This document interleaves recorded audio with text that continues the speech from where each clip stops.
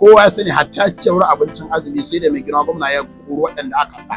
Amma billahi lazi da Abdullahi Rogo yayi wannan laifin wallahi gwamna ba zai bashi abu. Dan haka da wannan abu duk mutumin da ya kuma cewa Abdullahi Rogo yayi sata a gwamnati Abba Kabir Yusif Allah ya tsine masa albarka kowa ne shi.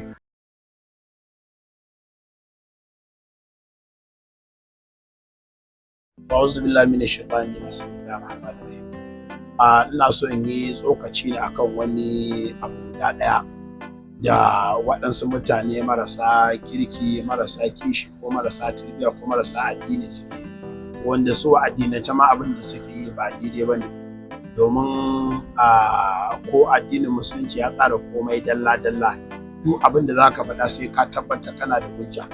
Cewar faɗin Allah subhanahu wataala wa la taqfu ma laysa laka bihi ilm inna as-sam'a wal basara wal fu'ada kullu ulaika kana mas'ula.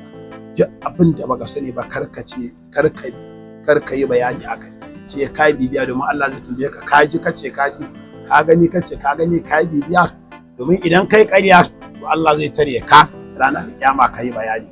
Ina so magana ne akan magana DG Abdullahi Rogo game da Allah ya sa kotu ta faɗi gaskiya a kansa.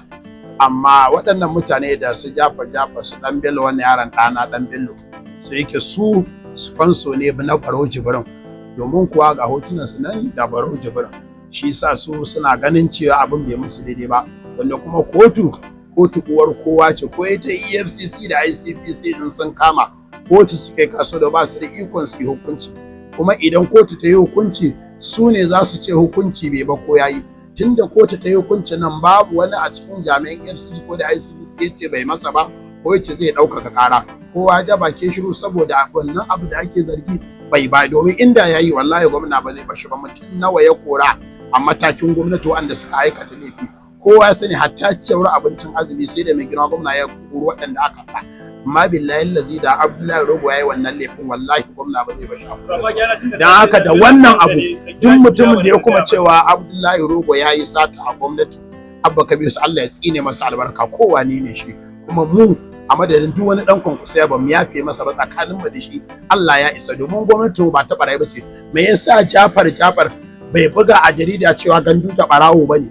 Me yasa dan Bello bai ce gandu da barawo bane, tunda ya same shi da bidiyo yana tusa da radio, amma sai rika cewa zargi yake ya kai kotu da ta ce ba a da ikon saurara ta na kuma me yasa bai dai magana ba, ka kuma jiya magana sai mu aka rena wa hankali saboda Abba ne tuwon shanku karkatacce kuka mai dadin hawa. To billahi la ilaha illa huwa, ba kana cewa wai ka bude na DG Protocol ba, saura na DJ Sulusu Baturan da wakin gaba, to Allah ya tsine wanda ya fasa shege ka fasa dan halakka yi, ka fito da duk abin da zaka fito da shi.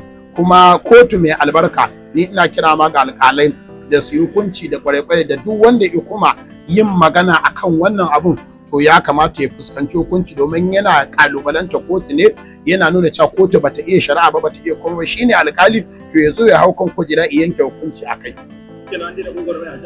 Ba gwagwarmaya ana yin ta da shirme ne da hauka. Ai ko demokuraɗiyya da aka ci ai ta kai sashi na 32 kundin tsarin mulkin ƙasa, ai ta an baka yancin faɗin albarkacin baki ba tare da cin mutunci ko ƙage ko ƙazafi ko zamba ba. Su me suke akan wannan? Ubangiji na ta Allah ya tsine wanda duk isa ke yin wannan magana albarka kuwa shi, domin fitananne ne shi. Alfitinatu na'imatan la'anallahu man ayqaza, fitina a kwance take Allah ya tsine mai tare ita. Ko kuma tun da yake kun je kun yi hoto da barau, shi yasa ba za ku taba bari a zauna lafiya, don Allah da ku ne ba za ku zauna lafiya.